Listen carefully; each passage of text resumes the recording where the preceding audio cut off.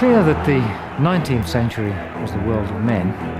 The 20th century, I think, began to get its doubts. And I'm fairly confident that in the West, the 21st century will be the century of women. A quiet revolution has taken place in women's lives. For the first time in our history, women are poised to be on an equal footing with men. In some areas, they will overtake them. This is not about men losing and women gaining, or women losing and men gaining. It's about men and women together, considering what they want out of life. But as the balance of power shifts, there are losers. Underqualified academically, socially, and even biologically, men are under threat, and they're becoming angry. The more men you have who find it hard to fit into this society, the more likely it is that there will be an increase in violence. And in large measure, that violence will be directed at women.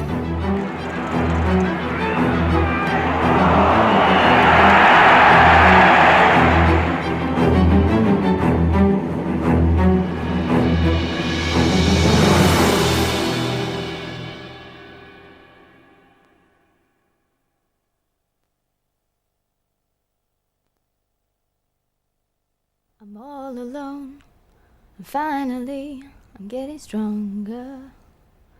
Come see just what I can be, getting stronger.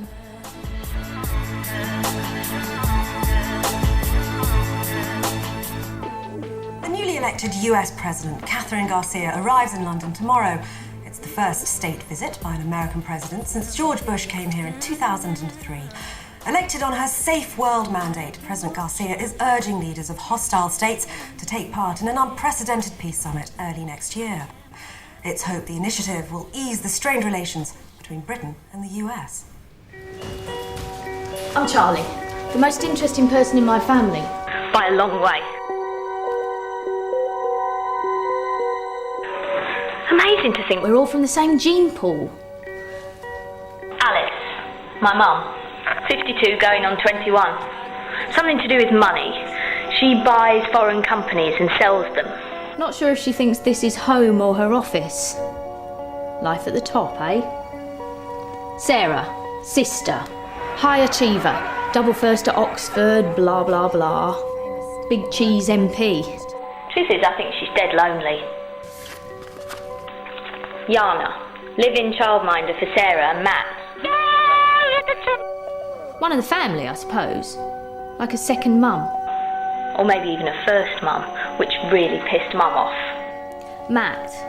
Okay, the problem is, his big sister's an MP, and he's just an assistant PA. I think his brain works fine. But each time I tell him that, he thinks I'm being sarcastic. As if.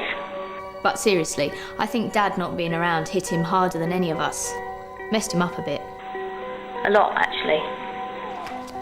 My dad, my ex-dad, Phil. They're divorced, obviously. Great relationship we have. I saw him for at least half an hour last Christmas. Don't really know him, so I'm forced to speculate. Mystery man.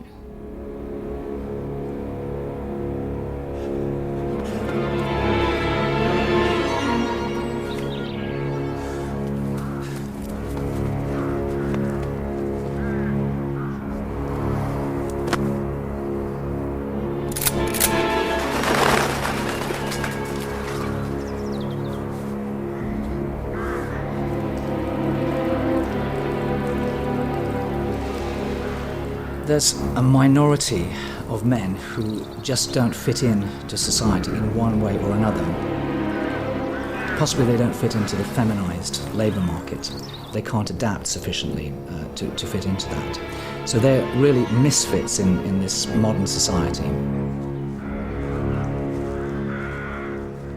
In 2020, society expects modern man to adapt to its feminine values of sensitivity and compliance. The fighting, hunting male has gone underground. Masculinity is becoming a condition that dare not speak its name.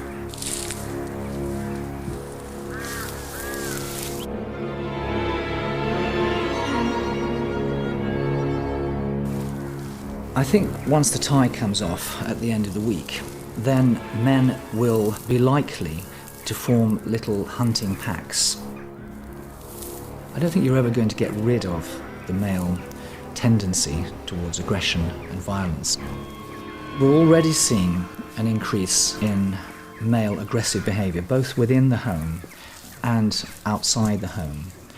And I think that it's quite likely that this will continue to increase as more women become assertive.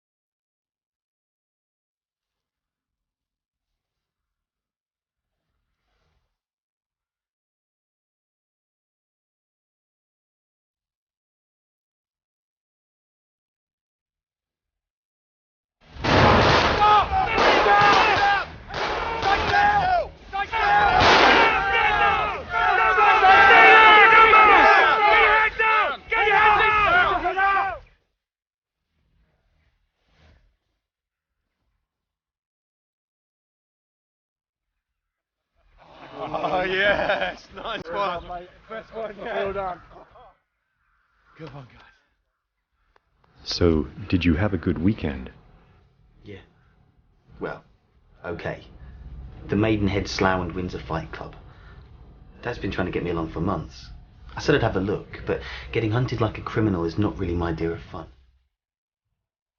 Dad's just entered a new phase. He's been through distraught, depressed, denial, and now he's just bitter and angry. Hence the urban guerrilla stuff. He claims to be fighting back on behalf of all men. Whatever works for him. Indeed, Matt.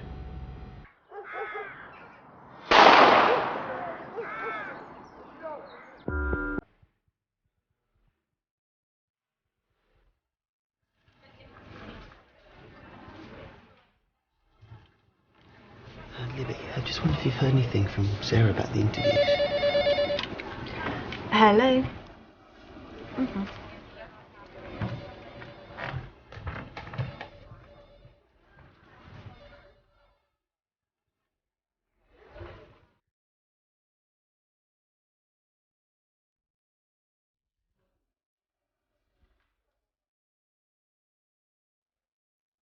In 2020, the workplace is a woman's world. Females now make up over half the workforce, while the number of men entering the labour market has fallen. With the decline in manufacturing industries and a growth in globalisation and technology, 80% of businesses are based in the information and service sector, a sector where women flourish. Organisations need women because the whole structure of organisations is changing. The kind of bureaucracy, the hierarchies that used to run industrial capitalism are no longer appropriate in a very rapidly changing global economy. Stay like this, under here. People like already now to talk about the feminisation of the workplace, and I think that they mean more than just taking down the girly calendars. I think as well as all the lofty ideas we have about human nature, there's the more immediate and pragmatic issue of the nature of work and what it will mean for women if we're living in a world where the technology has so radically changed our lives. And I think the most obvious change is the reduction in emphasis on physical labour. If now you sit at a keyboard, you don't have to be physically strong anymore. And that will mean a whole change, I think, for the rise of women in the workplace. But the idea that everyone will become, in a cliched term, touchy-feely and working by consensus and saying, after you, no, after you. So I can't quite see that happening if we work together as a group, because it is in human nature to compete. If there is a prize, people will compete for it.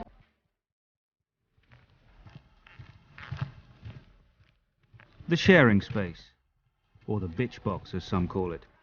A 2020 workplace innovation that acts as a sort of pressure release, where you share your feelings with a screen, all in confidence.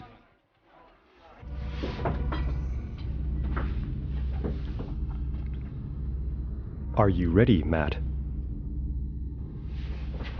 There was a female chief executive of a bank in Britain, and she said to me the single most important skill was listening. Really listening so you can understand where somebody's coming from and get them to buy in on a decision. And she said, really, emotional skills are now as important as being able to read a balance sheet. 5 years I've been here. And this will be my first promotion as second PA to Madeline in digital marketing. And now, you wouldn't believe it, Jenny Starzan has applied for it too. That's harsh. Absolutely.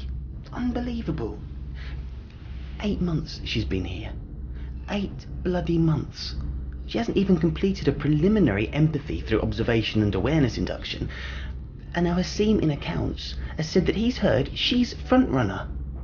Jenny New Girl Starzan, for God's sake. I'm sure your abilities are valued. Don't underestimate yourself. I know. I can listen, empathise, cooperate. I embrace the challenge of change. I'm so bloody flexible it hurts. And they keep telling us those are the management skills they want. So, what more can I do?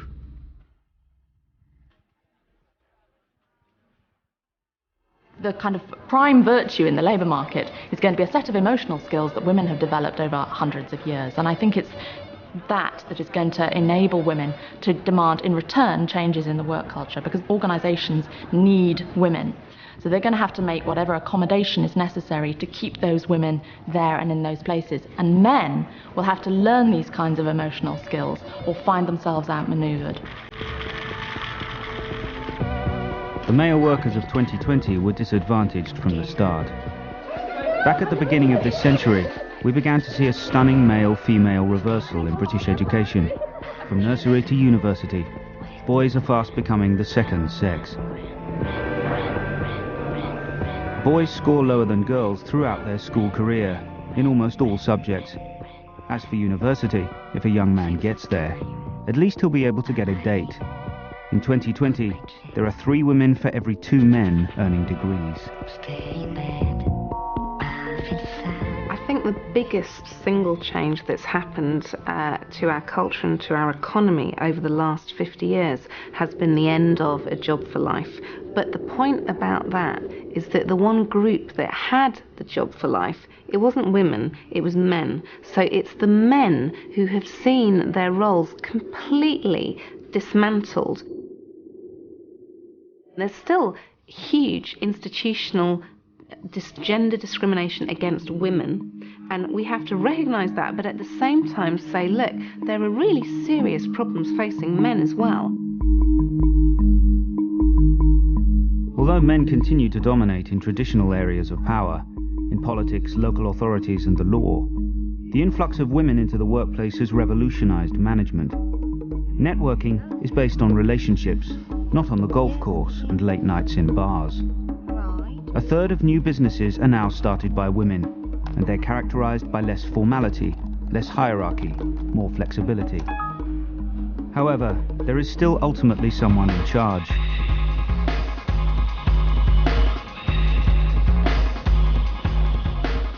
In 1990, 1 in 12 managers in Britain was a woman. By 2004, it was 1 in 4. Now, in 2020, it's 1 in 2. Let's get Johnny to write some options. That way we get better price. But we have to close today. The market won't wait. It's been a long haul, but we're almost there. Almost. How's the little one? Growing. I'll show you later on, after we close the deal. Great. Bye, Min. Bye. Hello, Alice. Just to remind you, you're visiting your mother at 5:30 p.m.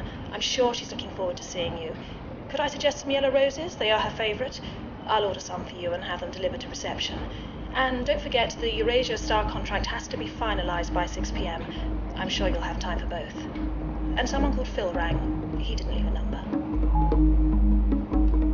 I think the biggest difference between now and our traditional working day is that traditional barriers will have broken down. There won't be the clear-cut beginning and end to the day. One might argue that women could deal better with that, because women have always had complex lives. They've always had, much more than men, they've always had to be able to juggle the challenges of home and community and themselves and their workplace and different times of their careers. And I think this world in which one lives in front of the screen where all barriers have broken down would also extend to that most happy of pastimes, which is retail therapy. And that little brown jacket, I think.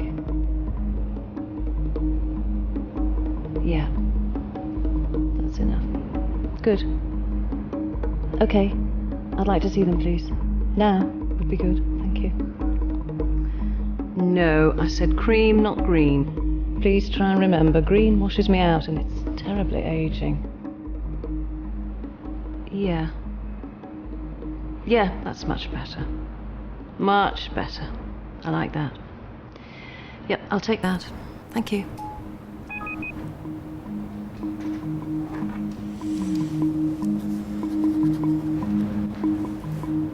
Technology has blurred the boundaries between work and private life.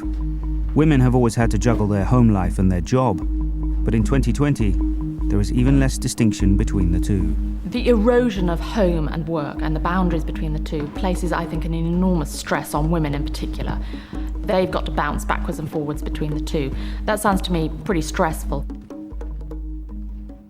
Women have always worked in the home, and women have always said their work is never done. And I think more and more of us are going to feel that. The work is never done. And how do we stop that sense of pressure? How do we put boundaries around that? Going down. Doors closing.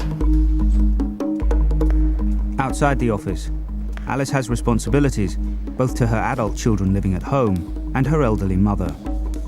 In 2020, an increase in life expectancy has meant there are more people over 60 than ever before. With more women having children later in life, the period of time when they have both young and elderly dependents is beginning to overlap. For hundreds of years, women have run a care economy. They have been the ones that cared for the elderly, they cared for children, they had friendships with neighbours in the community.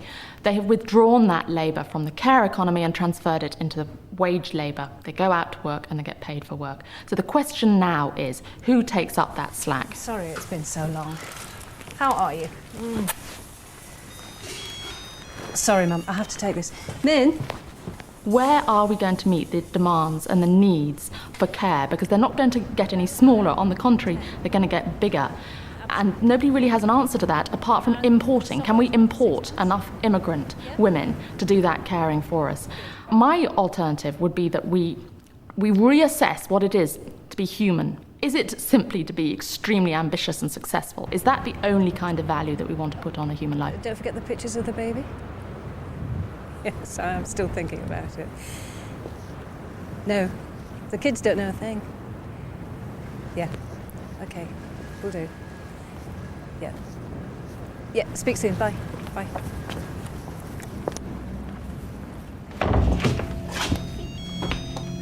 Miguel. Yep, no, go on. 3 weeks. Ugh. Okay. Women have placed a very strong emphasis on the work ethic. We believe more in the status of work. Yeah. We get a lot of our self-esteem from work achievements, and we consume more and more, which demands us to earn higher salaries.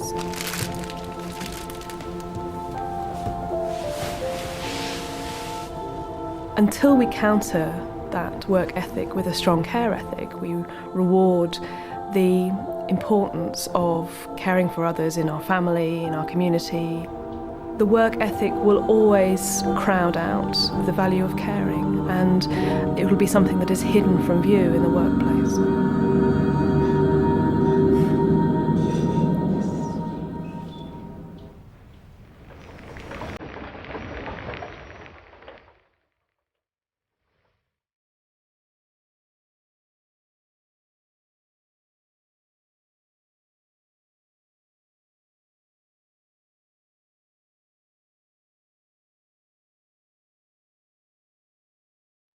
In 2020, only 1 in 4 MPs is female.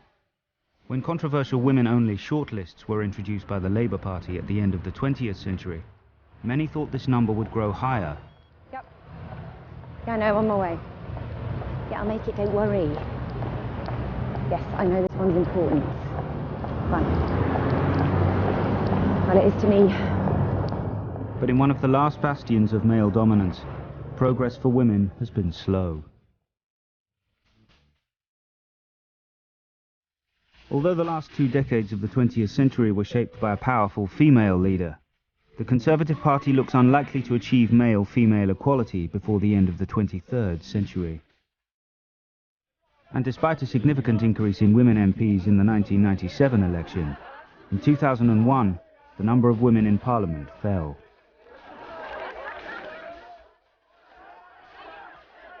People ask if a bright young woman might turn away from a life in politics.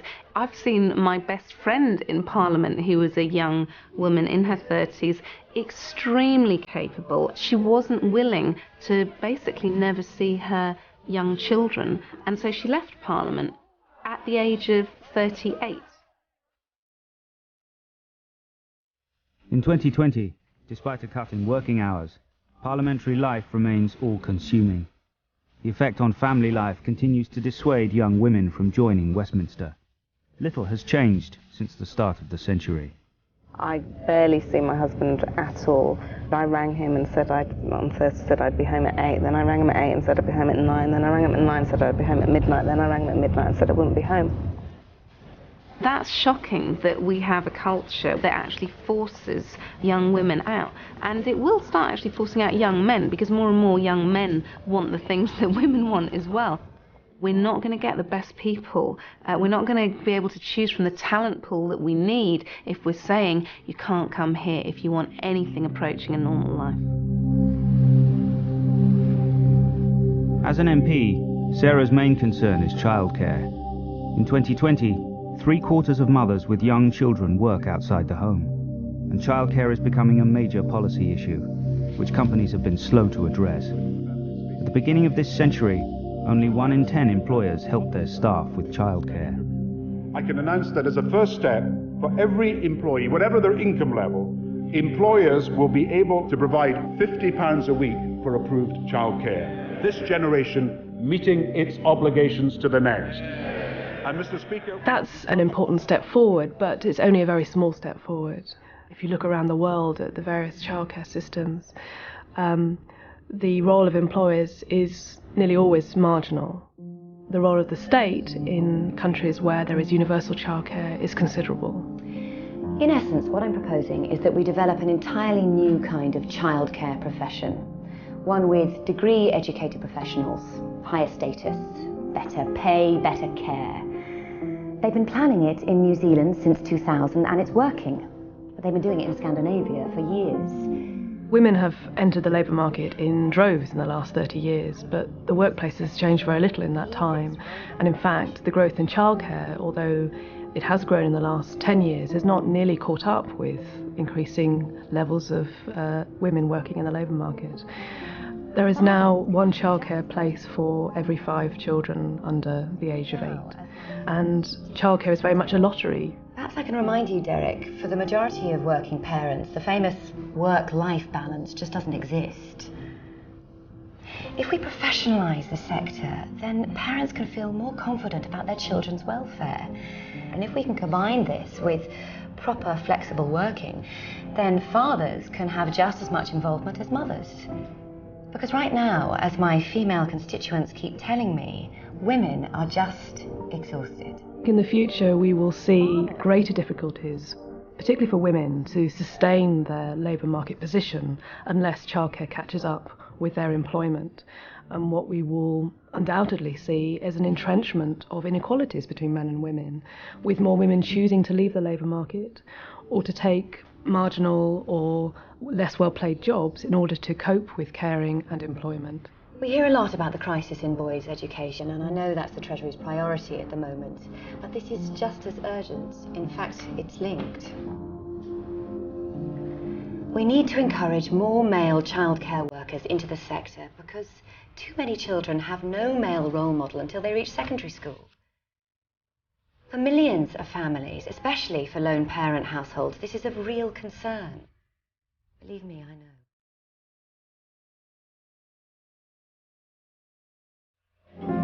So how'd you get on with the cavemen? It's irrelevant, they weren't listening anyway. I really don't know how far I can push this one. Can you just listen to me for 1 minute? No, look. Hello. You and Matt with Yana.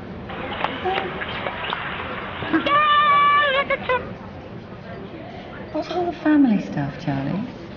Don't know really. Wondering who we are, the Crofts. Look, there's Mum, the rising young executive. Family, business, money. Obviously, it wouldn't take you long to get tired out.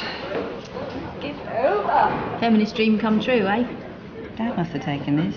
I suppose we were in bed. Don't ever remember her reading us a story.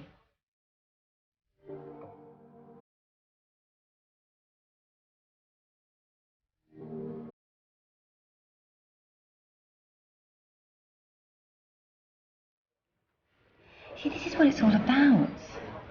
Childcare isn't about making arrangements, it's about being there. She really wasn't there, was she? It was just work, work, work. You're a fine one to talk. I know. The first wave of feminists, I think many of them have now quite openly admitted that they left something out of the equation, and will say as much. You know, we forgot about children. We didn't think about the impact that becoming mothers would have on our other desires. And so they fought the battle for equality and largely won it. And of course, all women now, to some extent, are reaping the rewards of that. But the penalties are also there because of that bit that was left out and that feminism wasn't able to stamp out of them. We've done the experiment and we've tried the superwoman ideal. We know that it leaves some sadness and problems, and we want to forge a better future. We want to make all these things work, not just the working bit of women's lives. The capital is gearing up for the visit of US President Catherine Garcia, who arrives in Britain tomorrow evening. During her visit, President Garcia will meet Muslim community representatives, will also attend a banquet at Buckingham Palace for European leaders, hosted by King William. In the first ever broadcast of its kind by a foreign head of state, President Garcia will address the British public in a live television broadcast to be transmitted from Buckingham Palace on Thursday evening.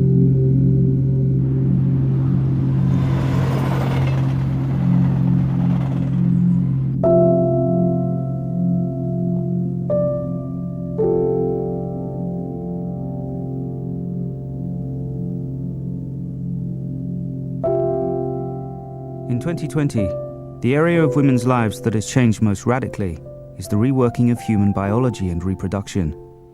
In deciding how to have children, women now have a previously undreamt of freedom of choice. The difference between men and women lies in the chromosomes. Whereas women possess two X-shaped sex chromosomes, men possess one X and one little Y-shaped chromosome. But apart from its role in determining maleness, the Y chromosome appears to be genetically inactive. 3 times shorter than the X and possessing only a few dozen genes compared to the 15,000 carried by the X, the Y chromosome is slowly decaying. If you look through the living world, you can see all around us a history of decay. Indeed, there are some mammals, some voles, which have actually lost the Y chromosome altogether. The general guess is that the Y started going probably near the beginning of the mammals, maybe up to 100 million years ago, and it's been going downhill ever since. The long-term future for the Y is pretty bleak. The chances are it'll disappear. If the Y chromosome is in decline, so too is sperm. At the start of this century, sperm counts in the West had plummeted to less than half of what they were in 1950. If this trend is to continue, and particularly if we're to extrapolate over the next 100 years, for example, we may reach a point where, for a significant percentage of the population, the sperm numbers will drop below the threshold that's required to be able to father children, and that is obviously a very serious biological effect.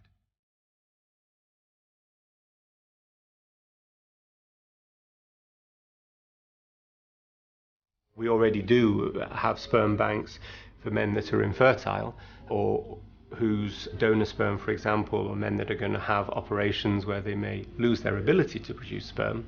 We could also perhaps have sperm banks for men who, at the moment, are perfectly fertile, but are worried about what their sperm might become in 20 years' time. Mum. Hiya. Just thought I'd pop by. Hello. How was your day? Men in suits. You? Good. Saw your gran for a while.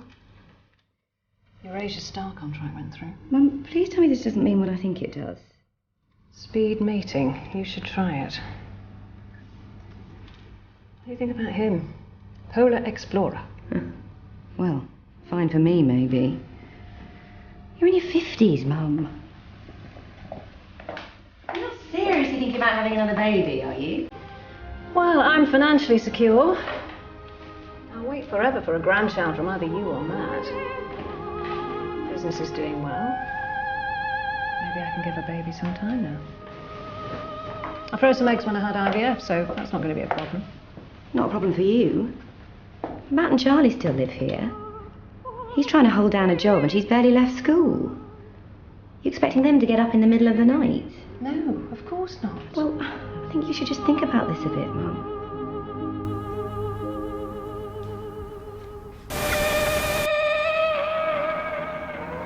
Women are increasingly rejecting men because they are simply not good enough. To say this is women's fault is like blaming a consumer for returning shoddy products. Young men spell trouble. Men are useless. It's time to get off planet. With the last man to go, please leave a jar of sperm in the fridge before switching off the light. Tell a man he's bleating and he'll shut up. We're not bleating. We're angry. And we're going to change things.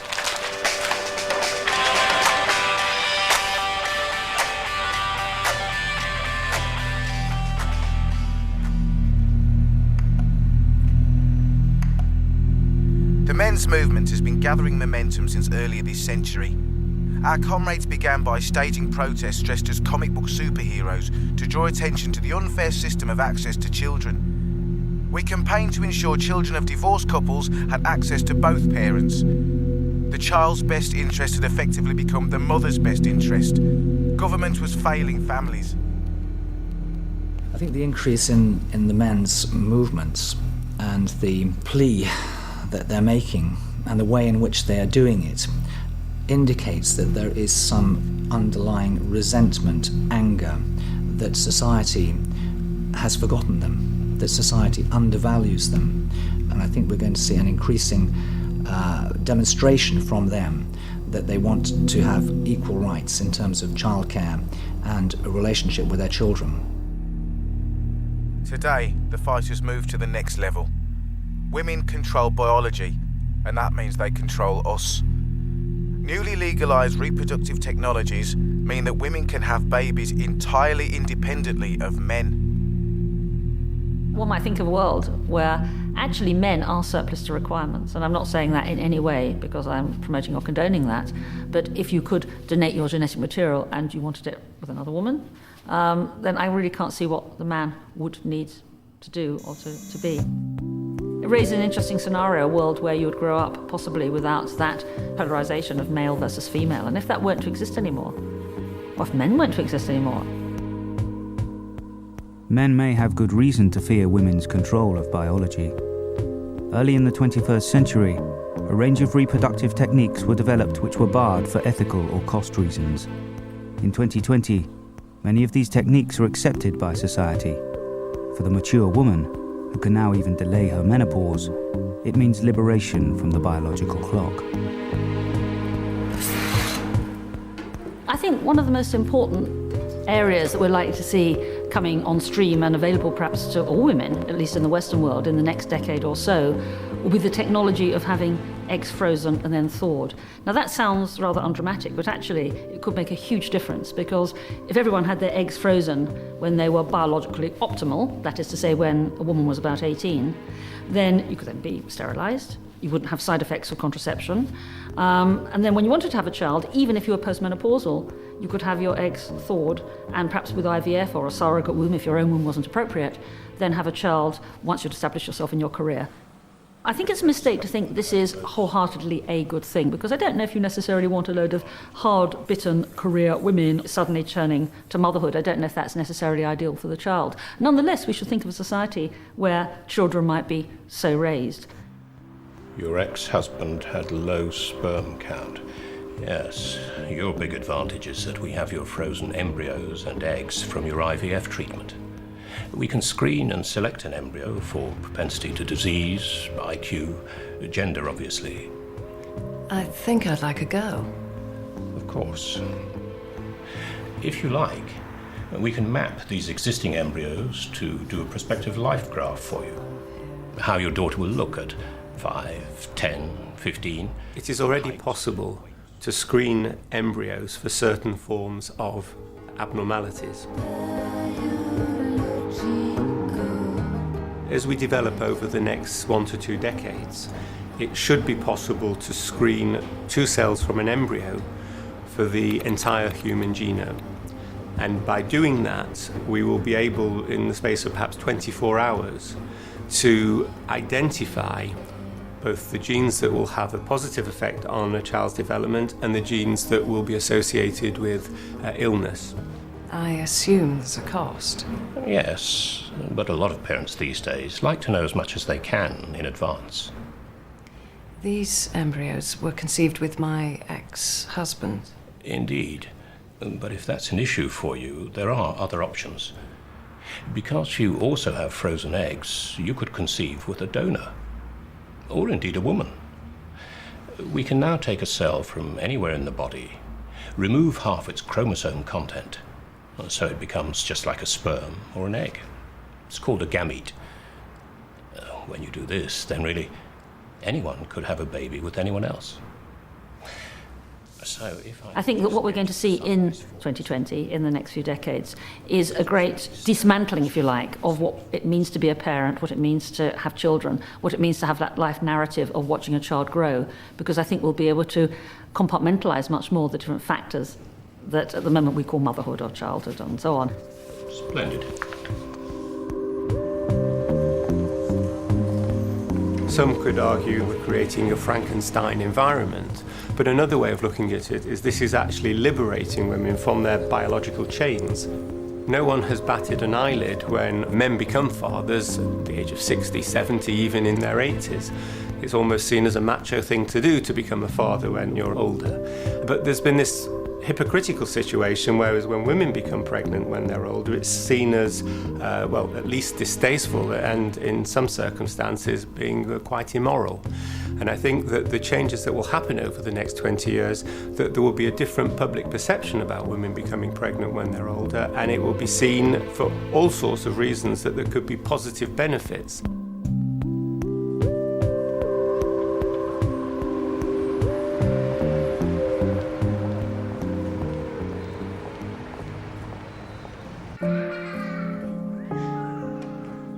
While Alice considers whether to have another baby, Sarah is opening a pilot childcare centre, part of the scheme which embodies her vision of a universal right to affordable childcare with a professionalised workforce. The question is, does the government of 2020 have the ambition and commitment to make the necessary investment? Even after 20 years of the childcare debate, no government has yet made it work for women.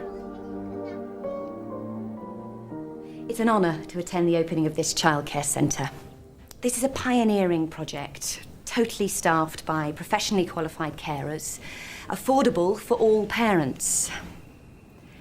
If we can combine this kind of centre with stronger rights to parental leave and flexible working for both parents, then we're helping the next generation.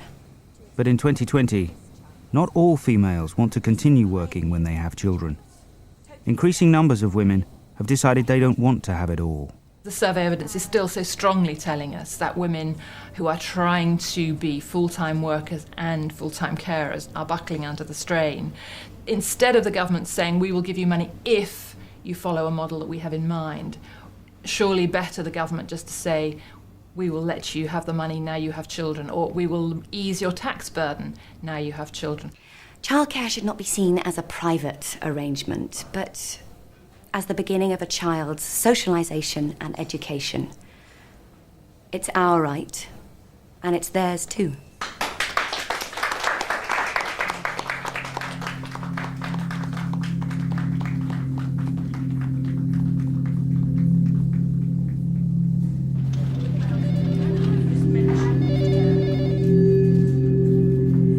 My mate Jeff says they've been interviewing all week, and Jenny Starzen has been called back for a second interview.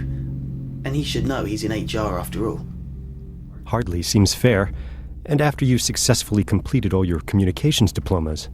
I know. It's blatant sexism. Maybe my dad's right. I don't mean men taking to the streets and crap like that, but maybe we should be more assertive. I'm sure there's something in what you're saying, Matt. Yeah, absolutely. I think competition is just as important to women as it is to men. I don't hold with the idea that somehow women are sort of morally superior, so that these emotional skills don't mean any decline in competition. By 2020, I think our understanding of what it is to be a woman will be very different from where it is now. And perhaps the sorts of ideas about aggression and toughness and taking positions of authority, which we still see as not exactly feminine, by 2020 we may have lost all of those kinds of hang-ups.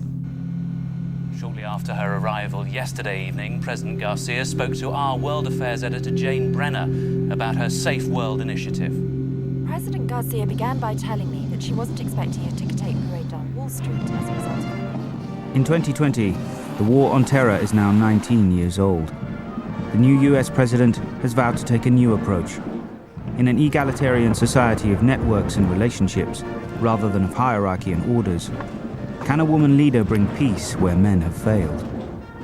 For centuries, the dominant position of men has rested on their superior capacity for aggression and single-mindedness. Will a female leader seek different, perhaps more successful ways of resolving conflict?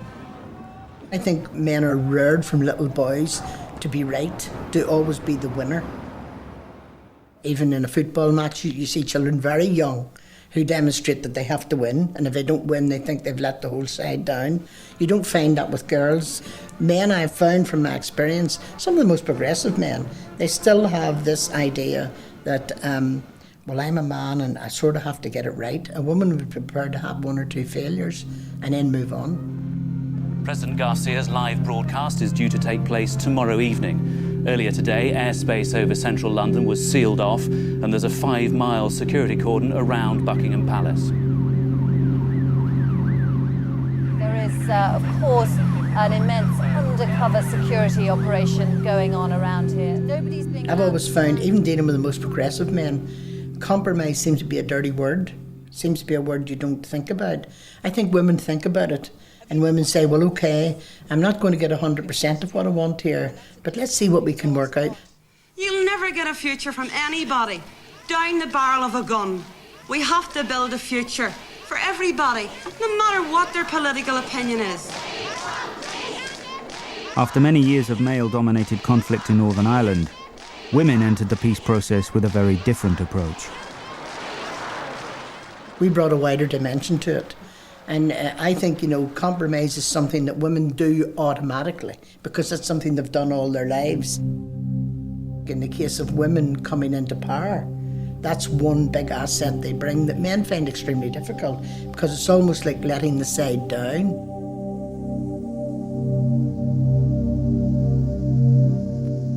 You've got to recognise, if you're talking about women in positions of world leadership, you're talking about realpolitik. Because they're not going to become world leaders unless they are engaged in realpolitik. You're talking about them dealing with people like Saddam Hussein or Colonel Gaddafi or whoever it may be. The idea that Saddam Hussein is going to be more cooperative because it's a woman speaking to him is just like, it's fantasy, isn't it? So at the end of the day, I think women, if they were trying to get a certain outcome, would be left with the same choices as men.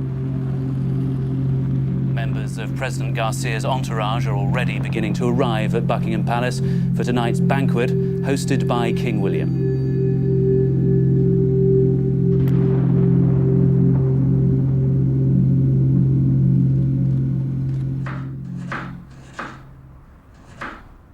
I know, but they need to let us know by the 23rd. Well, otherwise I've no way to turn it around. Yeah. Michael, can I get back to you? I'm just in the middle of cooking supper, yeah. Cheers. Bye. Bye. You have to be kidding. Mum.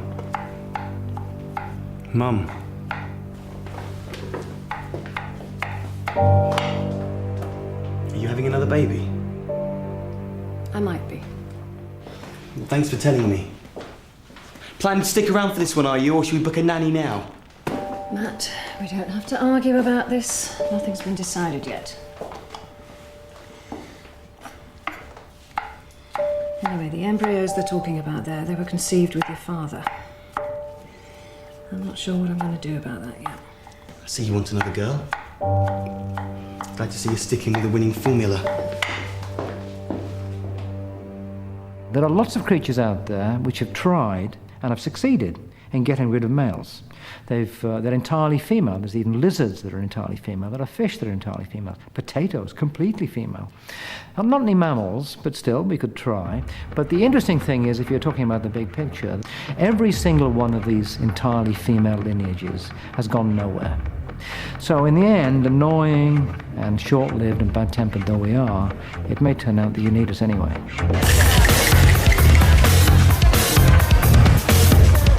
In 2020, some girls seem determined to play boys at their own game. Girls are more likely than boys to be smoking and drinking by the age of 15. Young women far outdrink the rest of the female population, consuming 250 litres of alcohol per head a year. And there's been a drastic increase in the numbers of young women dying from liver disease, a condition previously associated with men. It's got something to do with girls' uncertainty about their own femininity. Asking themselves the question, well, if boys do it, why can't we do it? Do we have to be feminine? Do we have to be feminine in the way that is expected of us? Don't drop it. Don't drop it. I think we've only just begun to consider that there is a problem, and that problem may be very different from the one that we have witnessed amongst young men.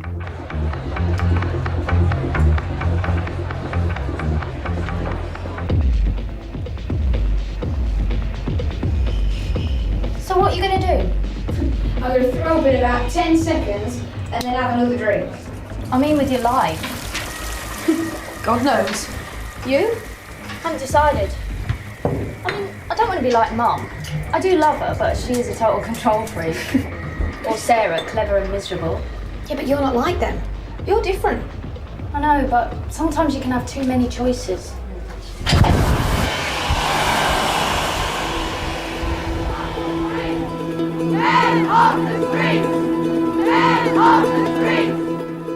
In 2020, it's now half a century since anti-sex discrimination laws paved the way for equality between men and women. Young women expect opportunities, and they expect equality. But unlike their mothers, they don't hanker after having it all. Perhaps it's no longer possible. We're in a period of astonishing change about what it is to be a woman, what it is to be a man, how they take on different roles and how they relate to each other doing those different roles. 20, 30 years ago, it wasn't a matter for discussion. The woman stayed at home, looked after the children, the man went out to work. Inevitably, there's an enormous amount of conflict in that. Women are not going to go back in the box. They're out and they're going to be playing an even greater role in society than they do presently.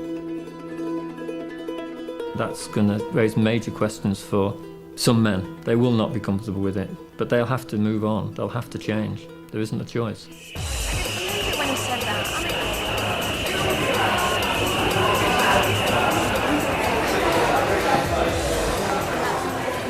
Matt's best friend, Ed. Nice enough. A bit useless, though. Oh, give him a break. He's probably scared. Of what? Of us?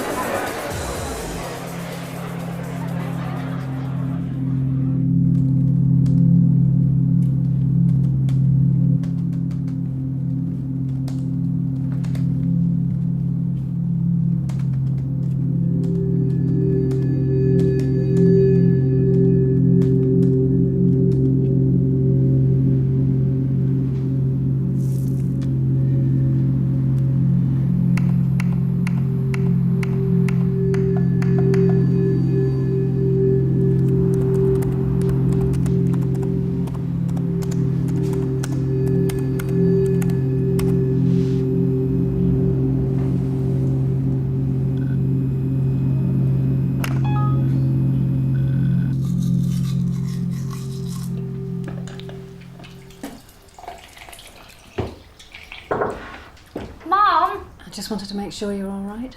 I'm good. Didn't drink too much? Just soft drinks. You don't look too good. I think I might be coming down with something.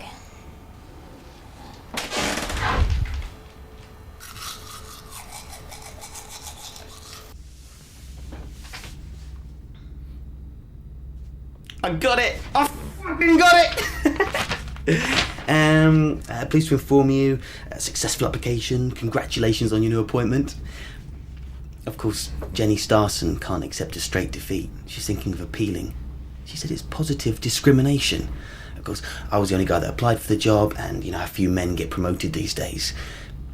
But she's telling everyone that's the only reason I got the job. I'm sure it was because you deserved it.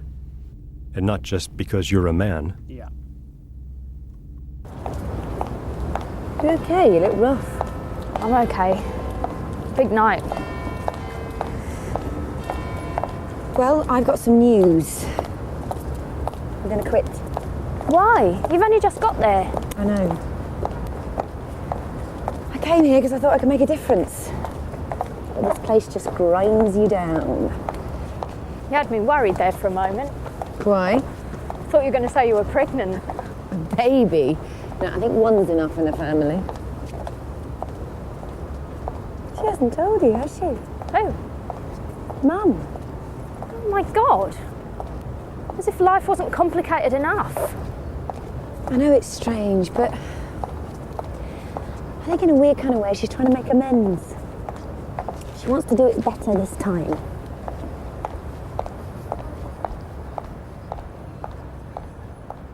I should have known. He went absolutely ballistic. Why did I tell him? Because no one else would. Dad, Mum's having another baby. You'd think that after all this time he wouldn't care. But he did, you know. He really did. I think that's everything. Thanks to everyone on the team. That's the smoothest takeover we've done for months. There's one last thing. Fantastic scan. It's not a scan.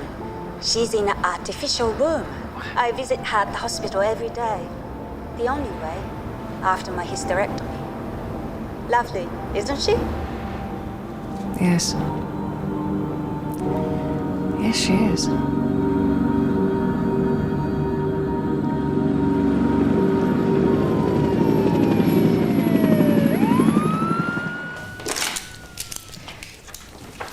I just want to see what happens. Contribute in a different way. Get things done. Well, this is all very sudden. I've been considering it for ages. It's just that you haven't been listening. I've had a lot on my mind. Well, we all know that now.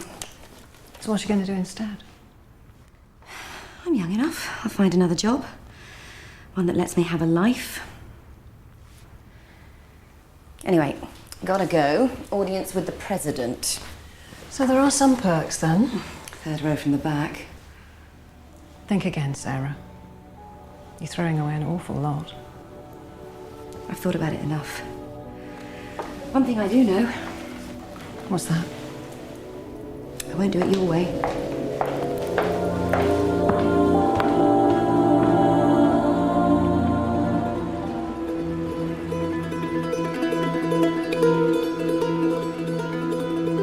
Now, it's been years since London has seen a turnout quite like this for a political figure. And as the presidential motorcade winds its way towards Buckingham Palace... Prime Minister and King William prepare to greet the President, who, in a few minutes' time, will step up to the podium of Buckingham Palace to make an historic live broadcast. What's happened? Christ! What's happened? Where's the feed gone? Get the feed up! It's over there, for Christ's sake! Come on! We're on live! Come on, get the pictures up! I represent certain organisations. My God! But more Dad. importantly, I represent This is very cool. half the nation. Women know what it is to fight for rights, dignity and equality. We're having to learn, and I apologise if we make mistakes along the way. Switch it off. More than a third of us men now live alone, and we're running scared.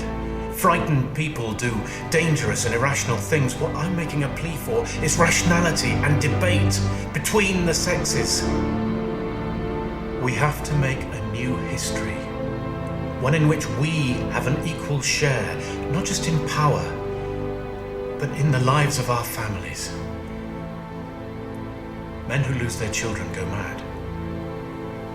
It's that simple. They can go to court, they can fight for access, but that makes them more mad. If debate isn't possible, then action will happen. Angry men taking it out on everyone, including themselves. We apologise for this technical fault.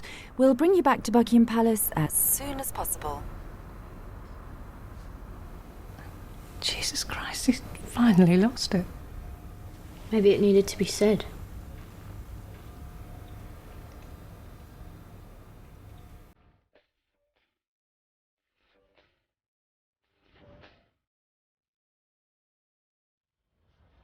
So there it is, my family in all its glory.